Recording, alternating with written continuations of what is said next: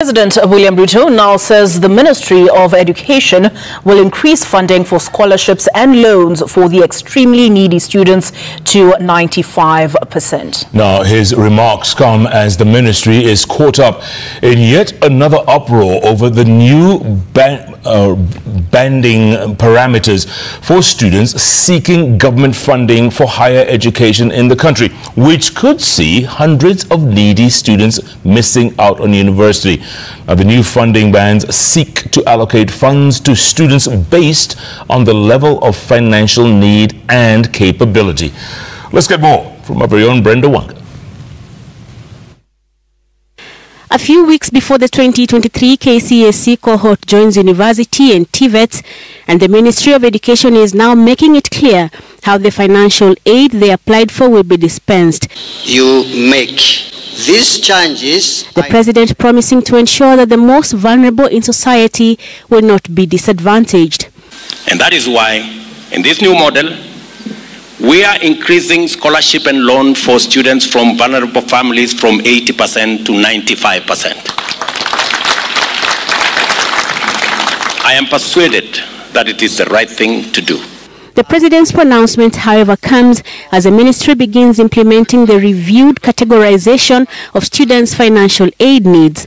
The ministry has reviewed the banding using what they term as an improved means testing instrument that pays close attention to the socio-economic indicators of the student's environment, including household income, geographic location, poverty levels, the number of dependents in the student's family, as well as other special circumstances like disabilities. The instrument also aims to ensure that available resources are equitably distributed while directing the financial aid directly to the students. Under the revised means testing instruments, students seeking financial aid were grouped in 5 bands depending on the level of income of a household and their financial needs. Those in band 1 are the extremely needy and vulnerable. This group will receive the bulk of the government aid in terms of scholarship at 70%, loans at 25%, where the household will contribute only 5% of the fees. The student will also get upkeep support of 60,000 shillings. Those in band 2 are students coming from low-income families who require substantial aid. This group gets 60% scholarship, 30% in loans, while they will have to pay 10% of the fees and get 55,000 shillings in upkeep fees. The needy students in band 3 whose families have modest incomes will get 50% in scholarships, 30% in loans, and 50,000 as upkeep, while they will pay 10% of the fee. Those in band 4 and 5 considered middle and high income earners will pay the most of the tuition fees per household at 40 and 20%, while the students will get 30% as loans and between 40 and 45,000 shillings as students' upkeep.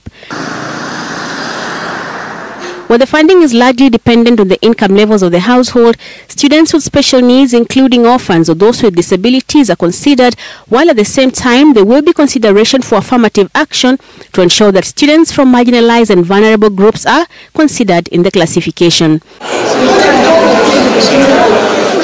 In the meantime, the ministry says with the guidelines out, they have received applications from 85% of the students who sat exams last year and qualified for government funding. These applications will continue to be accepted to the end of the year. However, this new banding only applies to the 2022 KCSE cohorts, while those who are continuing students will use the old model of funding that will see close to 40,000 students allocated bursaries this financial year.